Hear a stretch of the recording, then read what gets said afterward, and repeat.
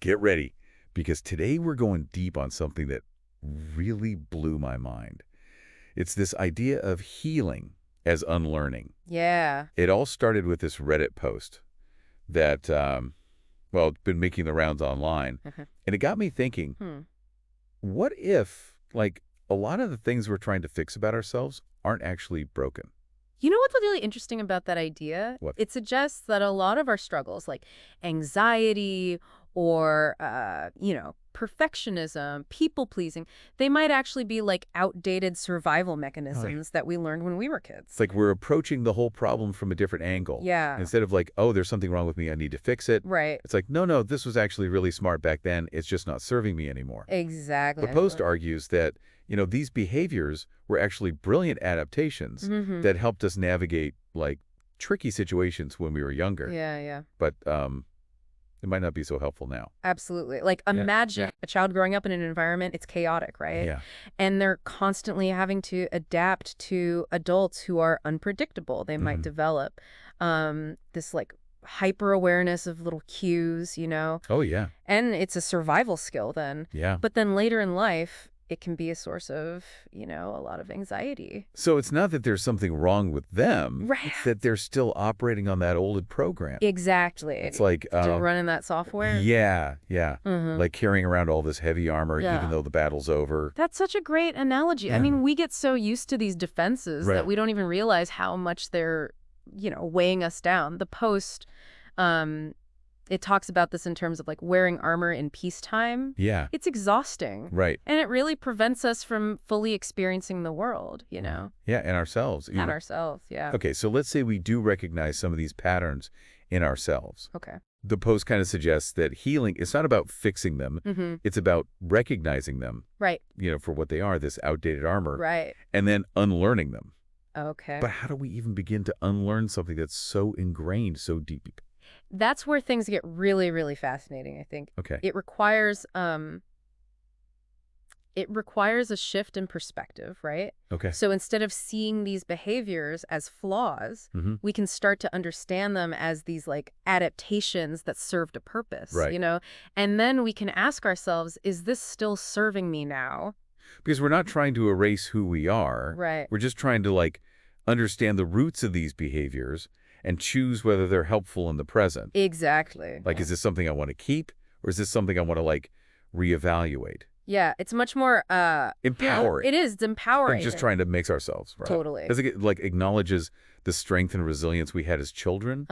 And it invites us to kind of consciously choose how we want to show up in the world now as adults. Exactly. Yeah. I love that. It's like, that's why this whole idea of neuroplasticity comes in, right? Neuroplasticity. Yeah, like the brain's just amazing ability to change throughout our lives. We're not like stuck with those old pathways. So even though these patterns might be like super ingrained, Yeah, we can actually rewire our brains. totally. Like literally change the way our brains work to respond differently.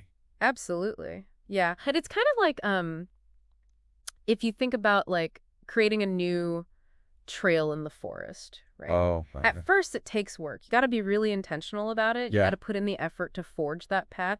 But over time, It gets easier. it gets easier. Exactly. Yeah. And eventually, it becomes like second nature, you know? You don't even think about it. You're just on the path. One of the things that really stood out to me in the comments on this post was how this idea of unlearning applies to introversion. Oh, interesting. Attractive, saying that some introverted traits, things like social anxiety or, just withdrawing from situations, they could actually come from past experiences. Yeah, that's a really fascinating point. And, it sparked a lot of conversation in the comments. I did. Oh, yeah. Okay. And I think, it's important to remember that, like, introversion itself, it's not a problem. It's not like there's something wrong with being an introvert. Yeah. A lot of people really thrive in solitude. Exactly. And find social situations really draining. Yeah. And that's totally fine. Absolutely. That's perfectly healthy. But the comment was saying that for some people, those tendencies might be like amplified by past experiences. Oh, okay. Yeah. Like what kinds of things? Like being ignored or ridiculed when they were trying to express themselves, Right. So it's like if a child is constantly, experiencing those negative reactions when they try to connect with people, Right. they might just learn to stay quiet. To protect themselves. Exactly. Kind of keep to themselves. As a way of avoiding that potential for hurt, yeah. It's like they've learned that being invisible is the safest way to be. Yeah, that's a good way to put it. But, like, how do we tell the difference Between those learned behaviors and just someone's natural inclination towards introversion? Right. There's got to be some overlap there. Yeah, that's a great question. And I think it really highlights the importance of self-awareness. Okay. It's really about paying attention. Like, what am I thinking? What am I feeling? To your thoughts, to your feelings, to your behaviors. Yeah. And just asking yourself, why am I reacting this way? Like, what's going on here? So if I'm, like, avoiding social situations, is it because I genuinely need some time to myself? Right. To recharge? Or is it because I'm, like, afraid of being judged or rejected? Exactly. And sometimes it can be a combo of both. Oh, okay.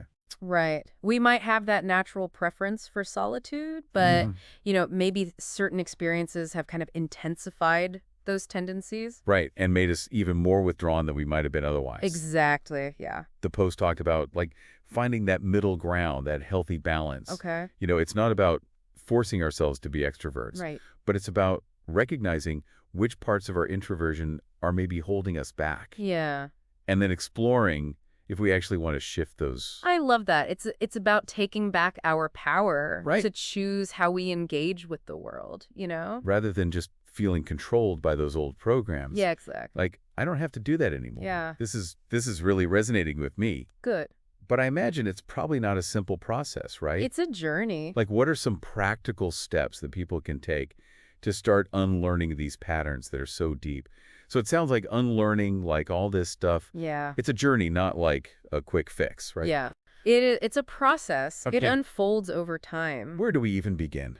Well, I think the first step, like we've been talking about, is Yeah. awareness. Okay. Just shining a light on those shadow, Yeah. those behaviors or those reactions that are, causing us pain or That are holding us back. yeah, exactly, limiting our lives. And we're doing that without judgment, right? Yes, absolutely. Because it's easy to beat ourselves up over this stuff. It is. It is. Ugh, why am I still doing this? Exactly. And remember, Yeah. these adaptations, they helped us survive. Yeah. So it's really about, acknowledging that and then asking ourselves, okay, is this still serving me? Right. Like, is this still helpful? And if not, What would it look like to choose something different? exactly. Okay, so how do we actually start to change those responses? That sounds kind of daunting. No, it can feel that way. Yeah. But, remember that the brain is plastic, right? Okay. We can create new pathways. Okay. But, it takes practice.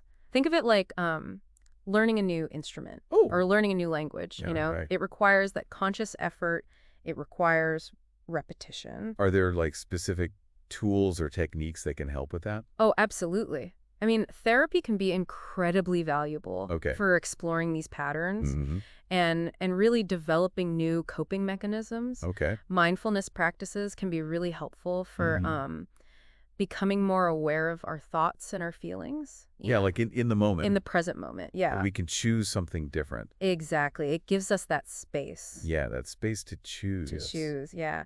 And then journaling can also be really powerful Okay. for self-reflection and kind of identifying those triggers that activate the old patterns. So it sounds like there are a lot of different avenues we can explore here.